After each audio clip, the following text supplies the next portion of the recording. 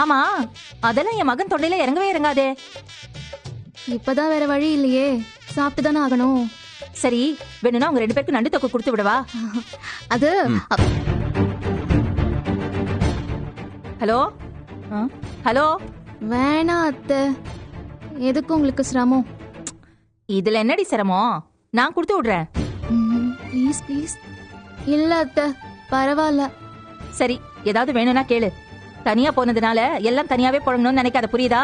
ஆ சரிங்க அத்தை, ஆபீஸுக்கு டைம் ஆச்சு, நான் அப்புறமா பேசுறேன். சரி, பத்ரம்.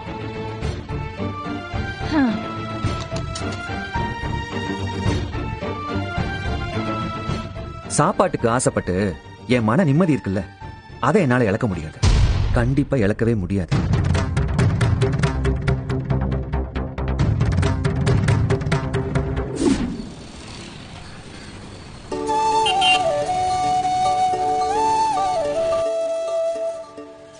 ஏண்டி, கோயிலுக்கு கூப்பிட்டா வரமாட்டேன்வ, இன்னைக்கு என்ன நான் கூப்பிடாமலே வந்திருக்க? அம்மா, கோவிலுக்கு வர்றது நல்ல விஷயம் தானம்மா, இதுக்கெல்லாமா நீ காரணம் கேப்ப? நல்ல விஷயம்தான். ஆனா நீ பண்ற நல்ல விஷயத்த பார்த்தாதான் ஆச்சரியமா இருக்கு. கொஞ்சம் நிறைய வேண்டுதல் வச்சிருந்தேம்மா, அதெல்லாம் தான் சாமி கிட்ட சொல்லலாமேன்னு வந்தேன். ஓஹோ, வேண்டுதலா? அப்படி என்னமா வேண்டுதல்? ஒரு புது சுடிதார் ஒண்ணு ஆன்லைன்ல பார்த்து வச்சிருக்கேன், அத நீ எனக்கு வாங்கி தரணும்னு ஒரு வேண்டுதல்.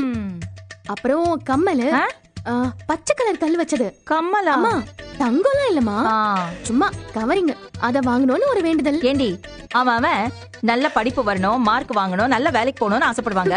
அதை விட்டுட்டு நீ கம்மல் வேணும், சுடிதார் வேணும்னு வேண்டிக்கிற? அதெல்லாம் செமஸ்டர் எக்ஸாம்க்கு முன்னாடி வேண்டிக்கலாமா? இப்போ என்ன தேவையோ அததான் சாமி கிட்ட கேட்கணும். அது சரி, அது சரி. மொத்தமா நிறைய கேட்டு சாமி போய் கன்ஃபியூஸ்லாம் பண்ணக்கூடாது. அது சரி, அது சரி.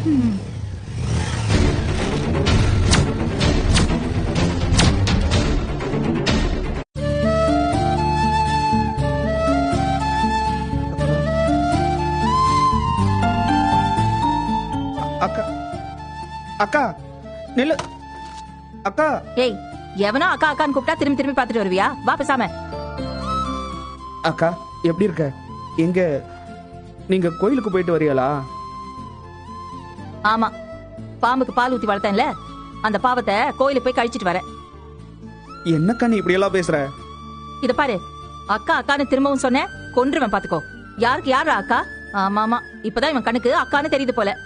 ஏண்டா, தலையில நெருப்பள்ளி போடும்போது உனக்கு அக்கான்னு தெரியலையாப்ப? நீ என்ன நடந்துச்சு ஏது நடந்துச்சுன்னு தெரியாம இப்படி எல்லாம் பேசாத. இத பாரு, பேசாம போயிடு சொல்லிட்டேன். இங்க பாருக்கா, இதே மாதிரிதான் அன்னைக்கு நான் பேச வரும்போது நீ எதுவுமே கேட்கவே இல்ல. இப்பவாவது நான் சொல்றது கேளுக்கா. இத பாரு, எவன் பேச்சையும் கேட்க நான் தயாரா இல்ல. நான் உனக்கு எப்பவுமே துரோகம்